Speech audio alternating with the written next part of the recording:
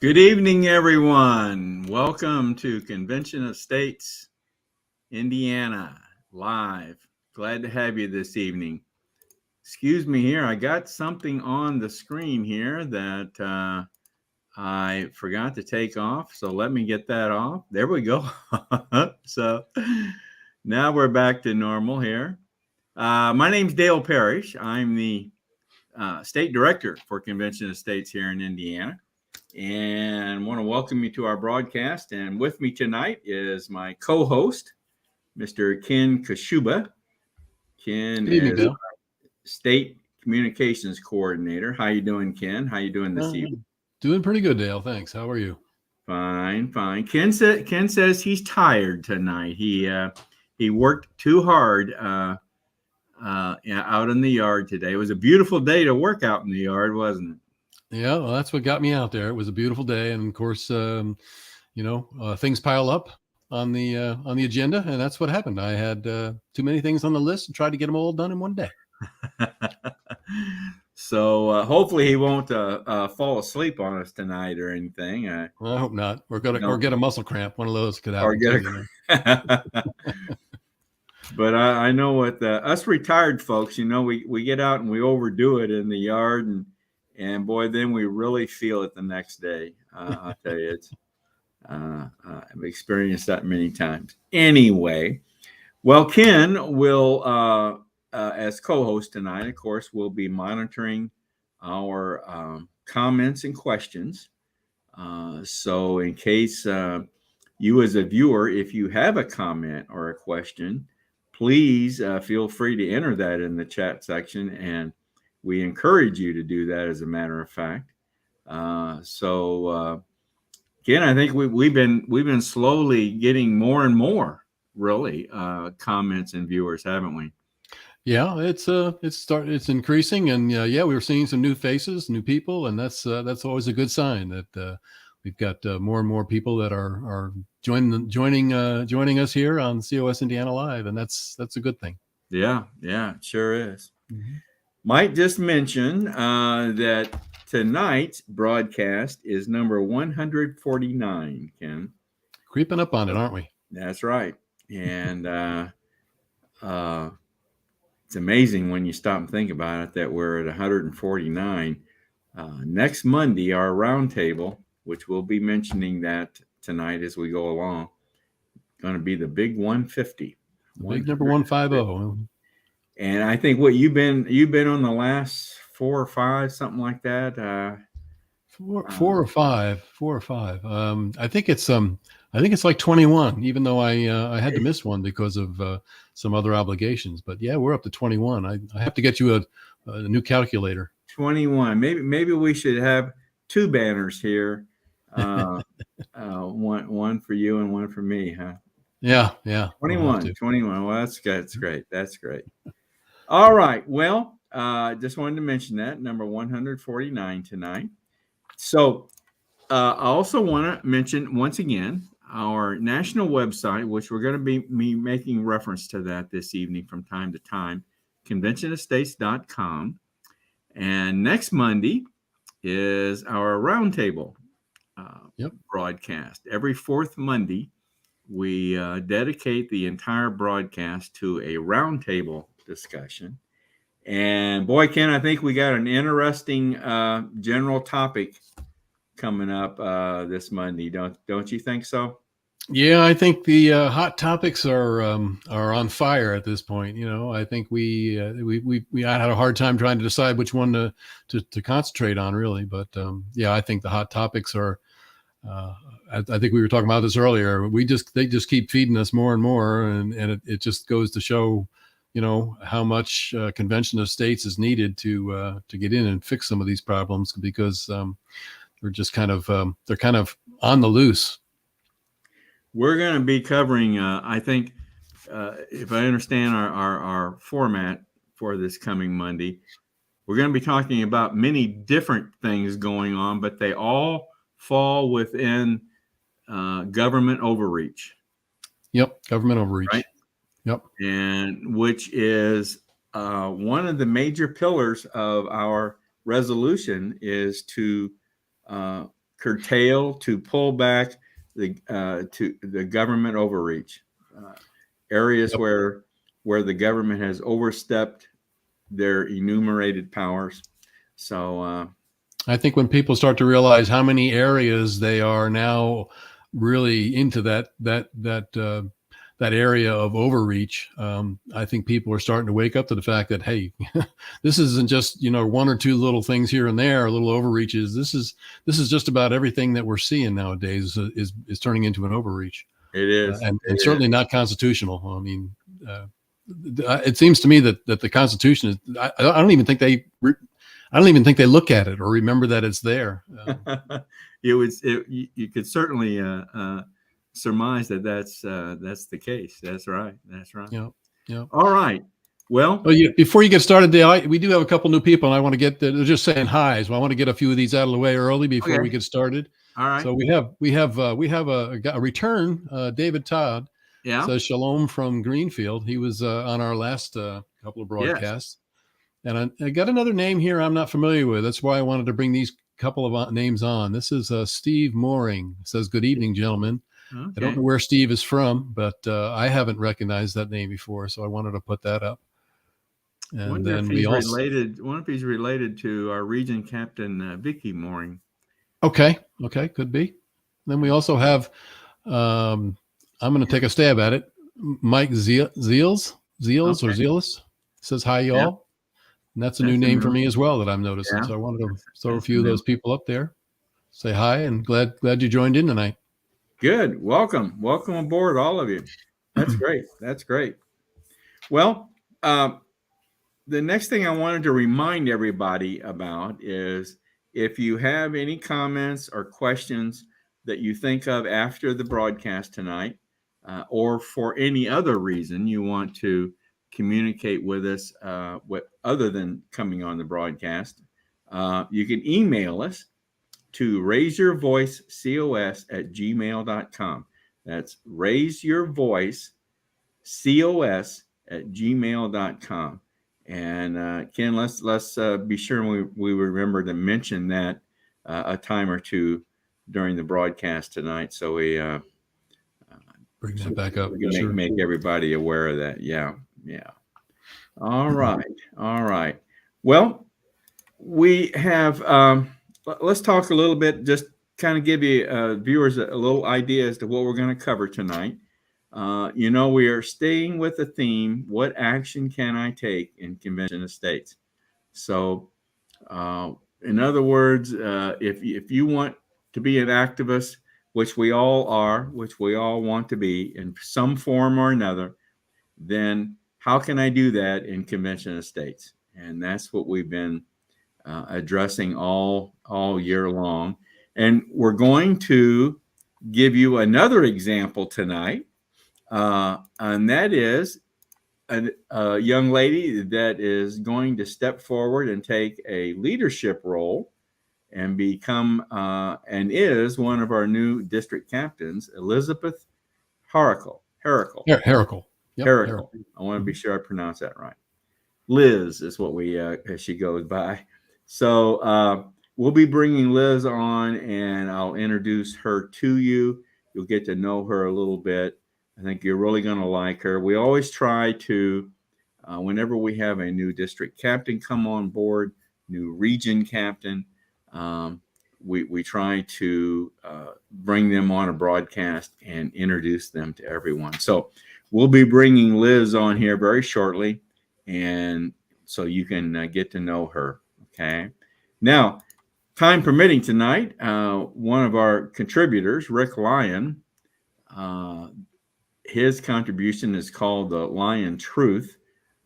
Been trying to get him on the past two broadcasts, but we run out of time every time. So a contributor is an individual that provides us some short pre-recorded snippets of something on their mind or an opinion or whatever it might be. And Rick is our state events coordinator, but we consider him a contributor, and his contributions are called the Lyon Truth. So we're going to present Rick's tonight. War on Religion is his contribution tonight. You were going to say something, Ken? I was just going to say that you could blame all these of not having enough times on all these good guests we've been finding. So these good guests come on. It's just hard to turn them off, and it's been interesting. So That's good. That's right. We go with it. And if we run out of time with the guest, as I said, these contributions are recorded. So if we miss it this time, we'll put him back up next time. So we'll get to it. We'll get to it. Okay, then after Liz, and then after the contributor segment with the Lyon Truth, then I'm going to turn this back over to Ken. And Ken, you want to talk about what you're going to do in Raise Your Voice. Yes, Raise Your Voice segment is basically the chance for the viewers to basically chime in and participate in our polling, which basically is a Slido software that we're using to put out some feelers and some polls and some questions, and from that we use the responses we get to determine some of our topics going forward for our upcoming roundtables. So that is something that I will go ahead and share the screen on now. If you've got a smartphone, you can kind of get ready now by pulling up the QR code off the screen that we share here. Let me get the right screen up, and that's what this looks like right there is our slido.com. It's a QR code. You can go ahead and just get your smartphone out, and that'll bring you right into the questions for this evening. So you'll be ready to go when we start that polling. And it'll also be there throughout the program as well on Slido. So if you don't get it now, don't worry, it'll be up again. Or you can also, if you're on a tablet or a computer, you can just go to slido.com.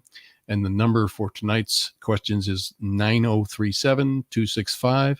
And that'll give you the Slido presentations that we use tonight.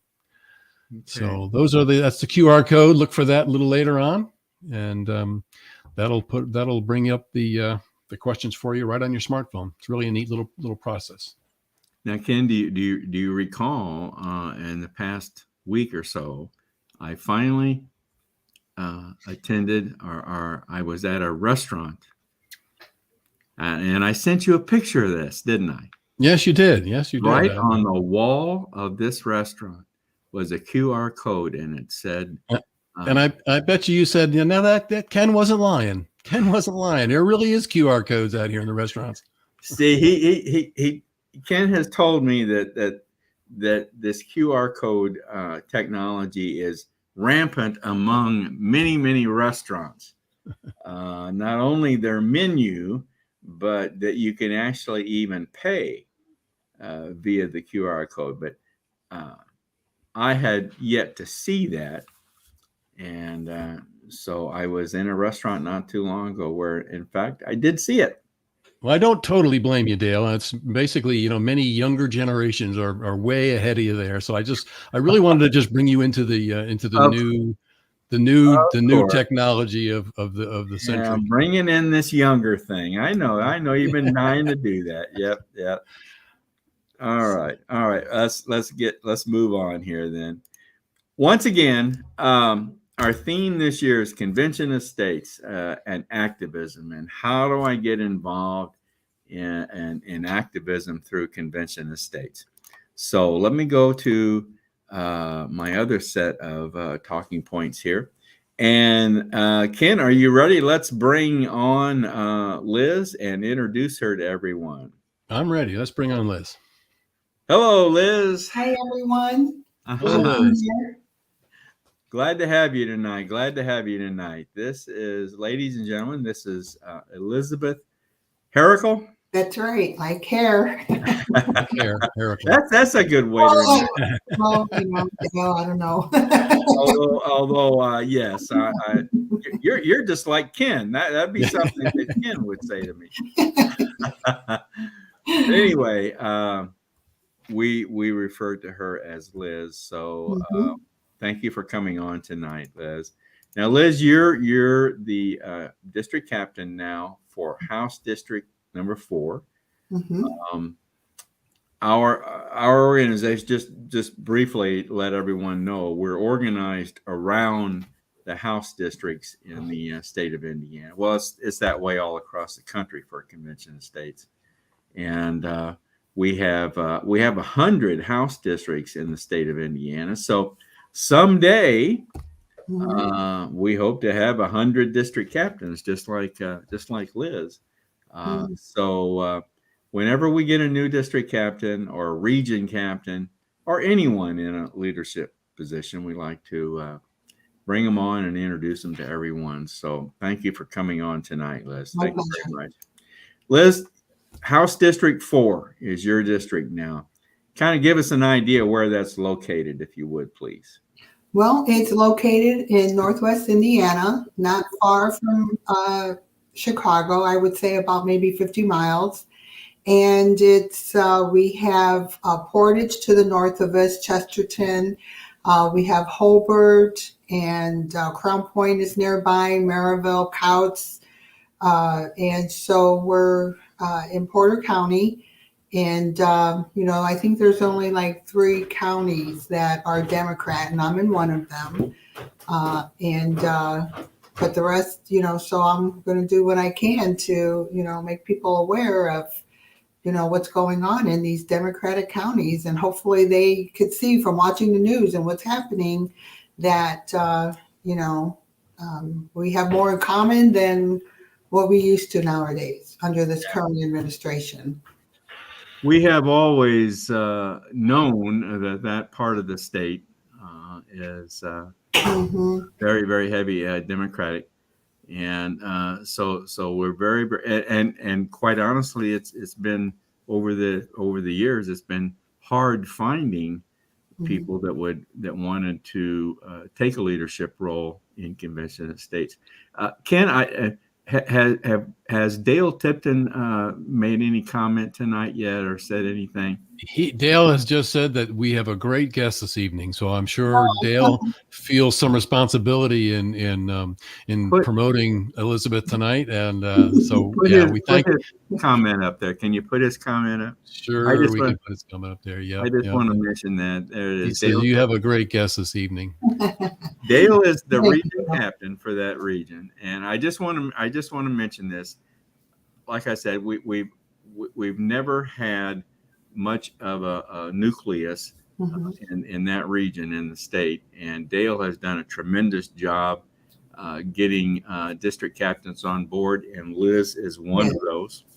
So I just wanted to give a shout out to not only Liz but to Dale Tipton as well. So okay, so we know we have an idea where you're located, Liz, and if there's anyone that may be listening tonight or viewing tonight that is in that area and would like to contact Liz to help out, and because you're going to need help, right, Liz? Yes. Yep. So her email is lizharakal123@gmail.com. lizharakal123@gmail.com. Dale, Liz mentioned something that I kind of wanted to point out. She mentioned that even though she lives in a heavily Democratic populated area, that there are many more things that we really have in common than people realize. And being that we really, we welcome people from all walks, Democratic, Republican, Independent, whatever it is, libertarian. We all, I think, have the same. I think we're realizing we have the same goal in mind, and that's to save this country and really rein in a government that's out of control.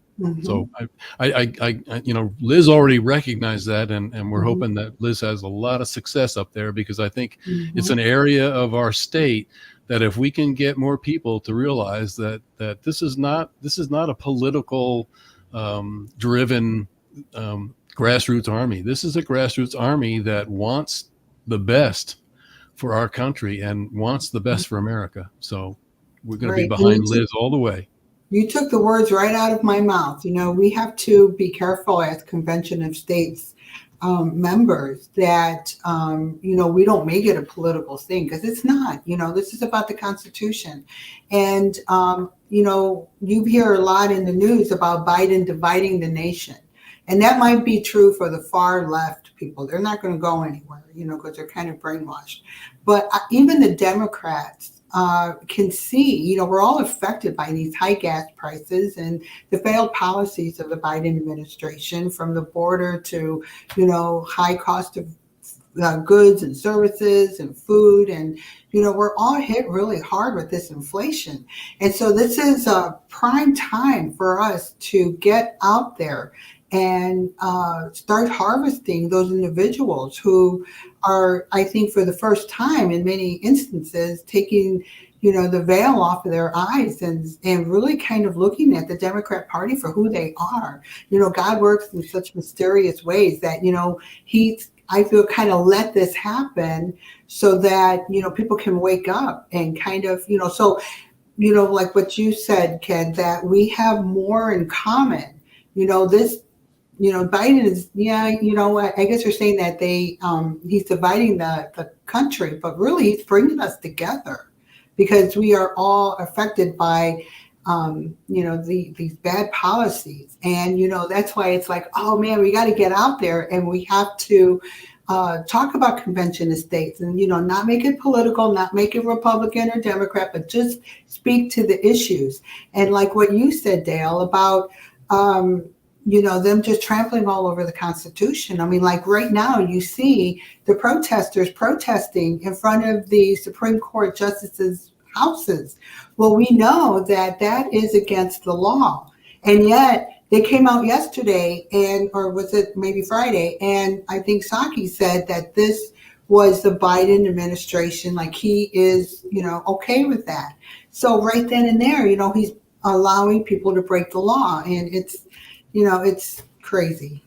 Sorry, I'm just going off, but it's important. There's a lot of people out there just ripe for harvest, and we need to get out there and make our voices known and let them know about Convention of States. And so I'm so ready to get out there. And like I said, I've been taking heavy notes from the, District Captain training, and it's just so interesting. I love government. I love history. Always have since I was in high school. I mean, I was just like this in class, just loving it.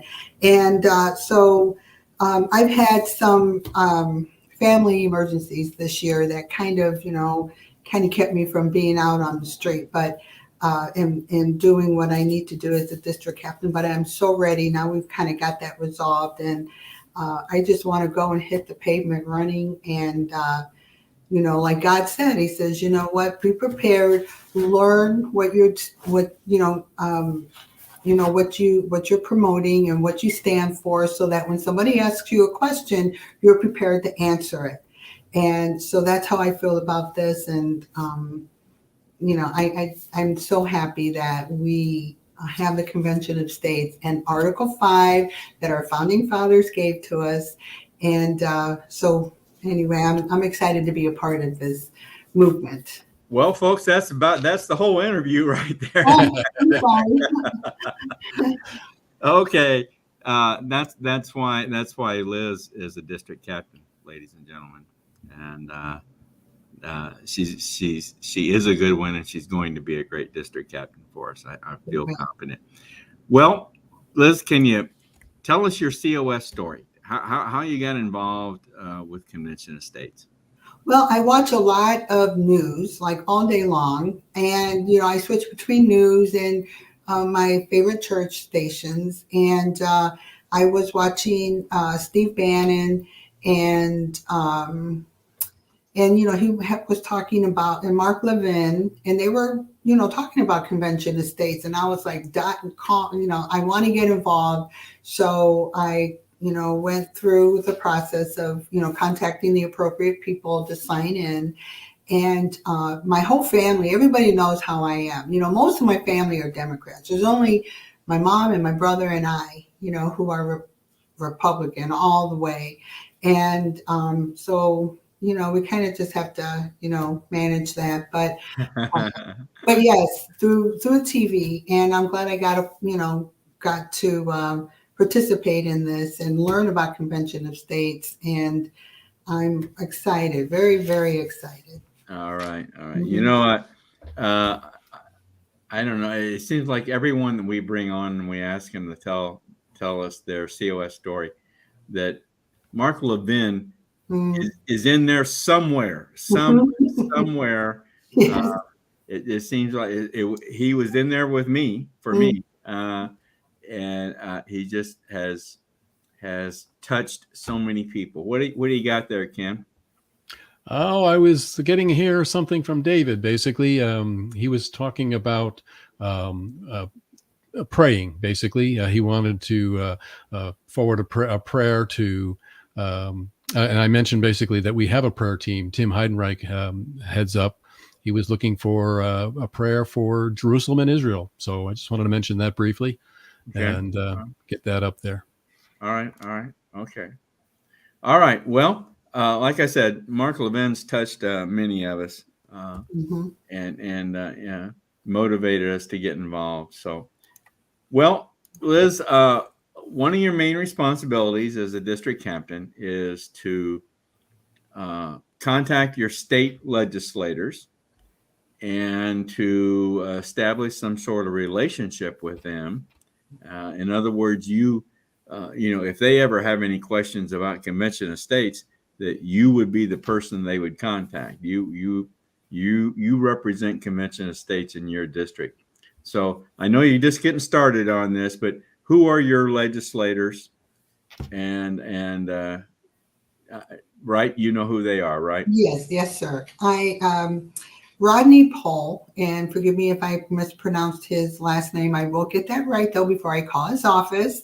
He is a Democrat for District 4.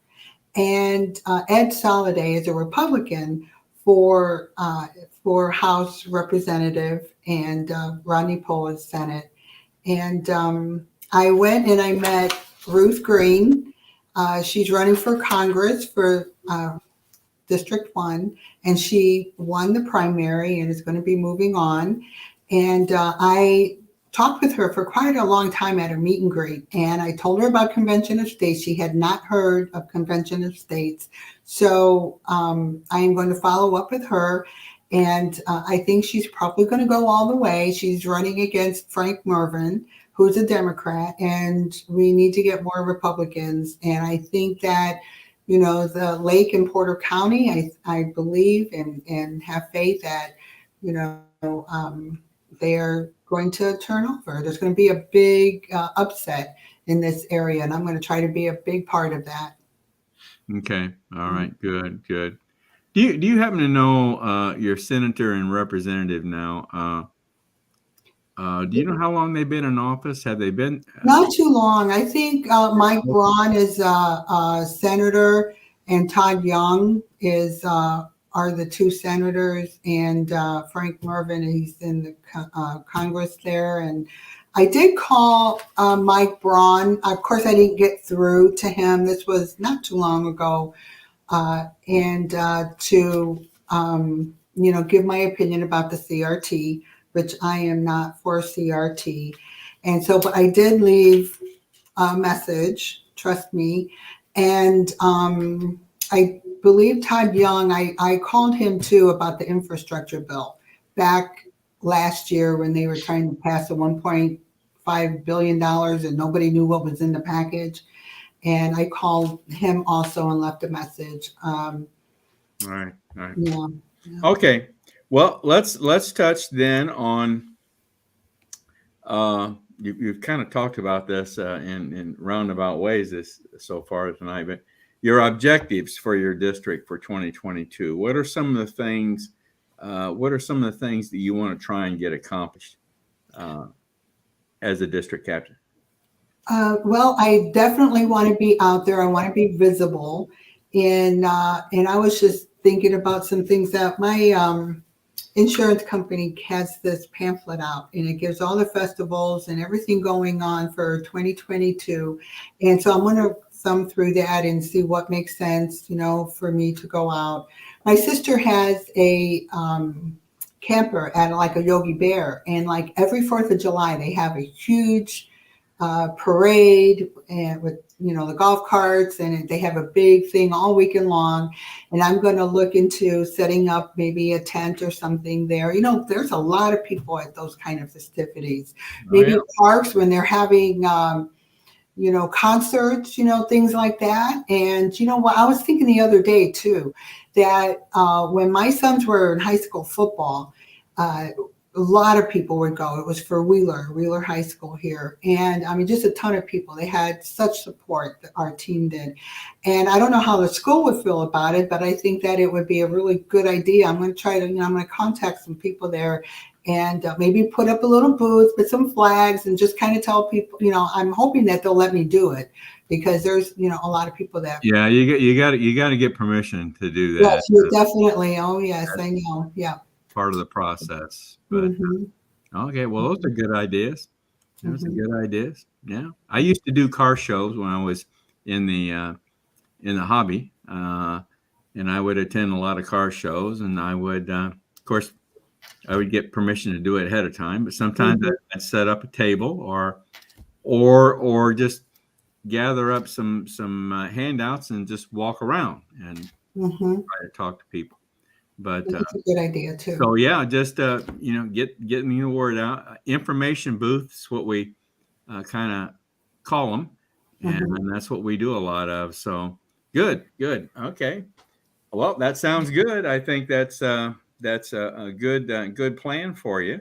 So let's kind of wrap things up here. I think we've kind of talked about this, but let's get on the topic of self-governance. It's very important as to what we do here in Convention of States. Wouldn't you agree? Oh, absolutely. Absolutely. And if we don't stand up for the states and the power that was given to us in the Constitution, I mean, they're slowly chipping away. And it's just remarkable, especially during the voting, how you saw the attorney's office or whoever, making these, rules and changes to the voting laws. And they had no business doing that. And I mean, just blatantly breaking the law. And no one is standing up and saying, no, you can't do this, So I was also thinking about, there's a precinct committee person during the voting, but that's, I've kind of got a lot on my plate, but that also sounds like, I want to jump right in and do that also. It's just very, very important that the states maintain the authority that our founding fathers gave to the states. And, which is I'm so excited about the Roe versus Wade, and it should be to the states. And just like, one state can, you have to wear a helmet law and maybe the next state not, and so, and there's so many things that the government has taken over. Yeah. And, just like with this colleges, I mean, the price of colleges have just shot through the roof when the government took that over. Yeah. And, Okay. All right. Good. Well, do we have any other comments or questions for Liz or anything? Nothing right now for Liz. No. Just, I think at this point, she's covered a lot of good ground, and we're looking forward to having her hit the ground running. Yeah, with my new knees. There you go. Coming this summer. There you go. I want to put her email address up there one more time. Liz Harakal 123@gmail.com. So anyone out there that would in her district or in her area that would like to get involved and work with Liz, she'd be glad to hear from you. Yes, please call me. We've got to save America for our children and just to keep it, a democratic republic. And well, I thank you. Thank you for inviting me. Thank you for spending time and allowing me to voice my opinion. And God bless you and your family. And God bless America. And Dale, maybe I'll see you hopefully when you come down over for breakfast, we'll sit I think down. you got one coming up this Saturday, don't you? Yes, yes. Yeah, I just Dale- might pop in on that. Just might pop in. Oh, really? This weekend? Yeah. Awesome. All right. All right. Liz, thank you very much. Have a Thank good evening. you. Thank you very much. Dale, I have one question that kind of popped in. I just kind of figured we throw this up here before that. I don't know whether it's something that we would need to bring Elizabeth back for or not, but we had a question just pop up here from Christina Poe.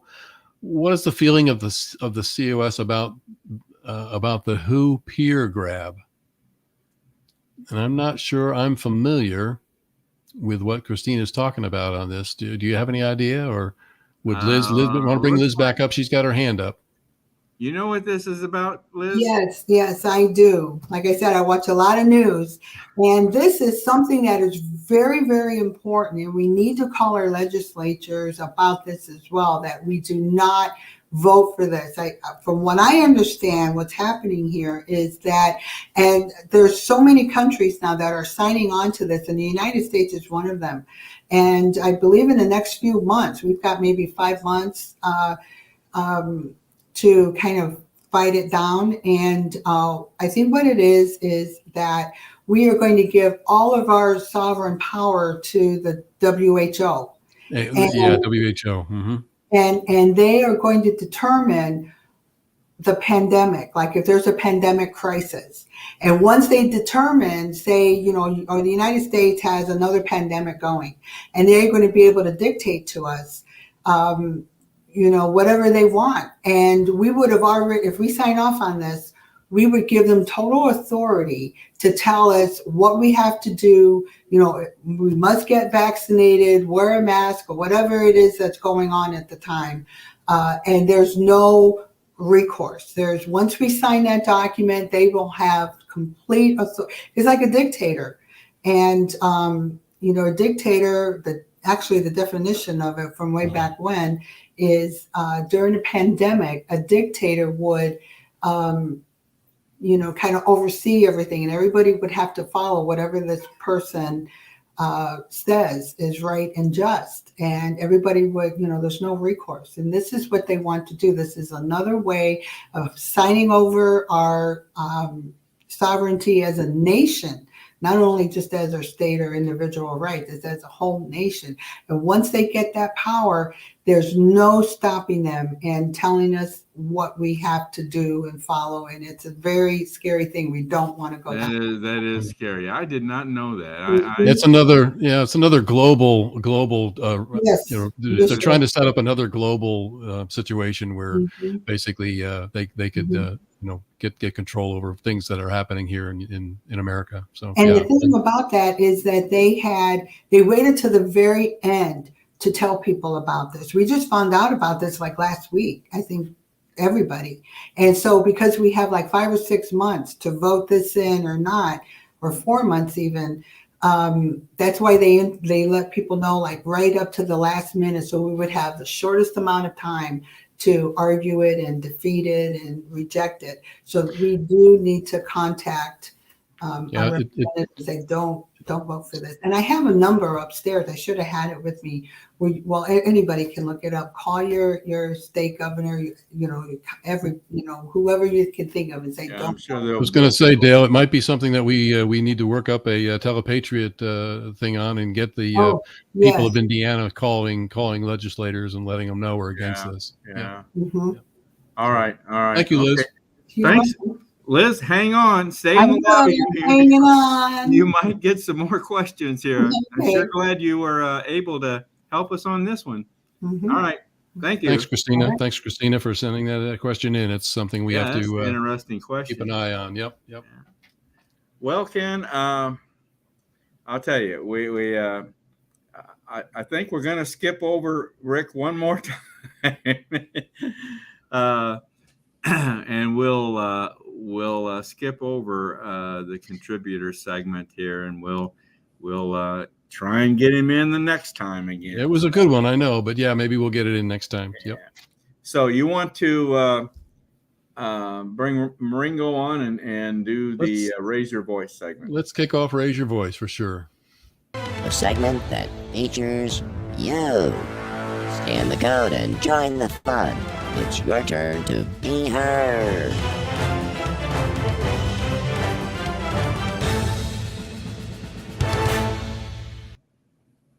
Well, as Marengo said, it's time to be heard. So what we're going to do is we're going to bring up that QR code and our poll for the evening. We're going to go ahead and pull that QR code up one more time. Here it is. And if you can get your smartphones out and go ahead and pull that QR code into your phone, you'll be ready to go when we start our 3 questions tonight. We have three multiple choice questions. And you can also go to slido.com and plug in the number 9037265.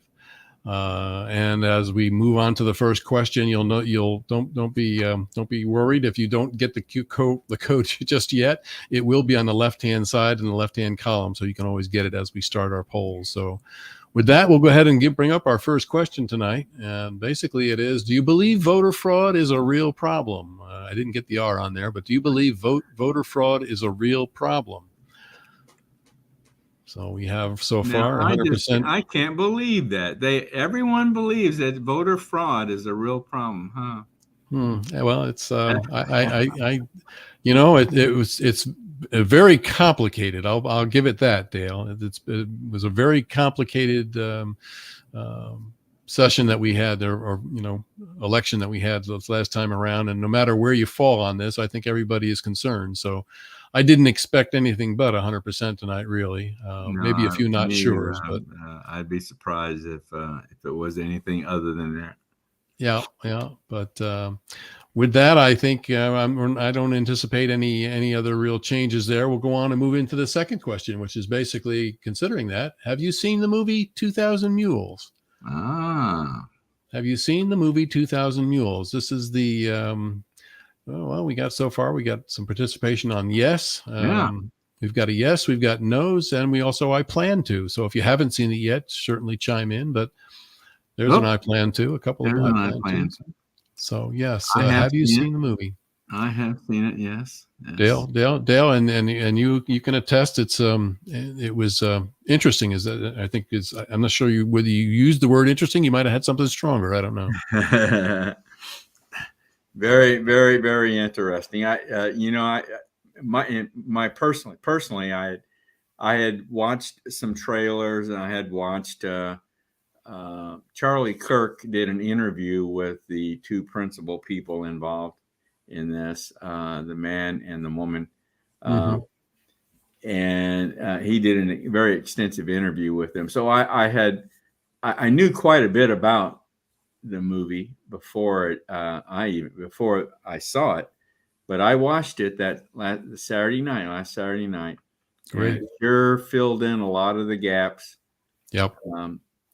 And I got a better understanding of just how deeply the research was on this movie. Well, and from what I understand, I think the one the one area there in Arizona, they're already going in and looking to get more answers on that now too. So I think the movie has spurred some of that, which is good.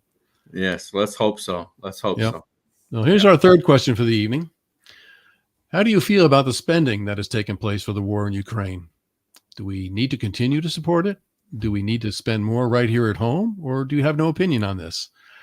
Kind of curious on how people are feeling about Ukraine. I mean, we all, love people, the people of Ukraine, and want to see that situation get solved. But many people are wondering, what's going on? We've got baby food shortages. We've got, stuff just pouring over our borders. We have so many problems here at home, and like I said, it's at this point we're printing more money and causing more inflation. And I think a lot of people are seeing the need to address this situation. So I was curious, and that's why we put this question up tonight, is how people are feeling about what's going on with Ukraine and the amount of money that we are sending time and time again.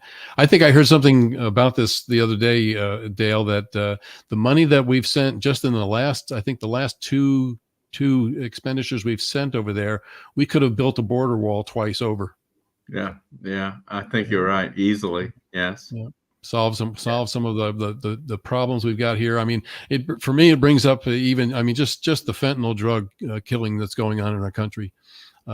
Just to put a dent in that and solving some of that would be a huge step in doing something for the American people. So yeah. That's I didn't expect to see, you know, I maybe expect to see no opinions, but right now it's a strong 100%. So with that, we'll close down our polling for this evening, and we will that stays active up through Wednesday. So in case you missed it and want to still get on, you can. But that's it for our polling for the evening. All right. Well, thank you. Thanks, Ken. Just want to kind of wrap things up here this evening. I want to mention one more time that our national website, conventionofstates.com, and that next Monday will be the 23rd will be our roundtable, which we do on the fourth Monday of every month. So it'll be a roundtable discussion, and the general topic is government overreach, but we'll be kind of touching on a lot of topics that are involved in government overreach. This Ukraine that we mentioned tonight, this peer thing that came up. I'm sure somebody's gonna say something about that too. I think. But hey, Dale, not to interrupt you as you're trying to wrap this up, but I did have a couple of questions I wanted to show up here. And they're basically, I think what this question is. I'm getting this from Scott Goldsberry. How are the questions submitted? I'm not sure whether he's talking about the Slido questions and how you do those. That's done online at slido.com using those code numbers or with the QR code. So I'm not sure if that answers Scott's question. But that's how the questions are submitted, or whether he's referring to something I'm not picking up on. But I wanted to put that out there in case Scott wants to clarify on that. Okay. And a few other comments real quickly. We had Jason Bauer saying we need to stop the spending. Yeah. And Scott also mentioned that the Ukraine equals money laundering operation. So we're aware that a lot of that's going on over there too. So. Yeah. Just some extra activity on the chat board I wanted to get up before you go ahead and close things out. Okay. All right. Well, speaking of fraud and election integrity, which is probably going to be it's going to be one of the topics that we hit on the roundtable this coming Monday. But Maringo Mike has got some advice for us on election integrity. So, Ken, I thought we'd kind of take a look at that if it's okay. Yeah, I think Maringo mentioned something about having an interest this year in working the poll himself. I think so. Yeah, he's got a pretty strong opinion here on this. So let's bring him on and see what he has to say.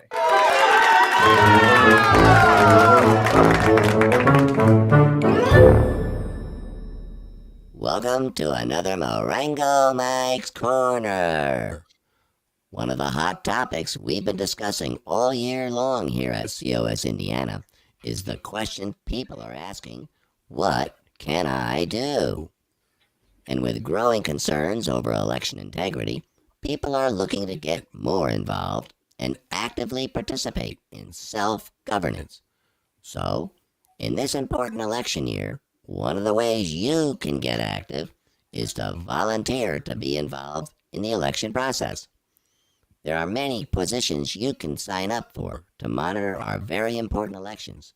And, as always, if you see something suspicious, you need to point it out, because you never know what might be happening behind the scenes.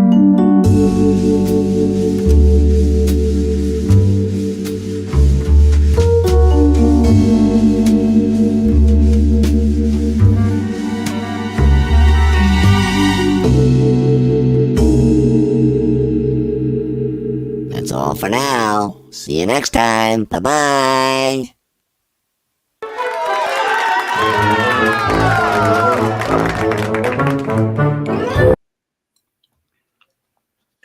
Do you think he's insinuating something there, Ken? I wouldn't even go there, Dale. I think he just took a peek behind the curtains to see what he could find out. Who do you think the guy is down there, fooling with the servers and stuff? You know, Is that just any old Joe up? Oh, I mean, anyone? just any old Joe probably hits it up pretty well. I don't know. It's no joke. Yeah. Maringo Mike, I tell you, he's got some strong opinions. But, he does. He does. Hey, Dale, I wanted to mention one more thing too to Liz. I know she's still down in our lobby. I wanted to mention that she needs to make sure she picks up a number of these great pamphlets we have for any of her events. You can get these through Rick Lyon. I know these were generated by the northern portion of our region captain Dale Tipton, actually his wife, I think, designed. I think so. So yeah, make sure Liz that you hit Dale up for some of these. They'll be they're great. They're great for any of your events that you attend. I just wanted to throw that in. Good. Well, I wanted to close out this evening with kind of an acronym that we have adopted here on COS Indiana Live. This was put forth to us by one of our other district captains, Jill Jones, on an interview earlier this year. But it's called the GOTC rule, and that's get off the couch. Get off the couch and get involved. That's all part of self-governance. And that's all part of what we are about here in Convention of States, especially here in Indiana. So GOTC, get off the couch and get involved. With that, Ken, I think that's a wrap for tonight. You got any other comments or questions? You know, I've got one other. Well, Jason Bauer here said that was the big guy. That was. But I do have one other question. I think we need to answer this for Christina. She wants to know who the representative for Lawrence County, Indiana is. Do we know who the who? I think she's talking about maybe the district captain for Lawrence County. Right off the top of my head, I couldn't tell you. Christina, we'll get that to you. And Dale, if you want to go ahead and throw up maybe the email address one more time. Christina, if you would email us at raise your voice COS raise your voice COS at gmail.com. We'll get that out to you. There's the bar at the bottom there. Raise your voice COS at gmail.com. Just send us an email there to remind us, and we'll get that district captain that's in that county or that Lawrence County for you. We got to figure. We're not organized around counties, so bear with us here. We got to find out exactly where Lawrence County is located and what district that's in. And so I think Lawrence County is way down south. I think it's down. If I'm not mistaken, I think it's down towards the bottom of the state. If I'm not mistaken, but okay, all right. Yes, we arranged by districts and not counties, so we'll have to figure that out for you. All right, good. Anything else? She says it's south of Bloomington, so yeah. Okay. Oh, okay. All right. So yep, that's about it. All right, folks. Want to thank you very much for tuning in tonight. Once again, Liz, thank you for coming on with us tonight, and best of luck to you.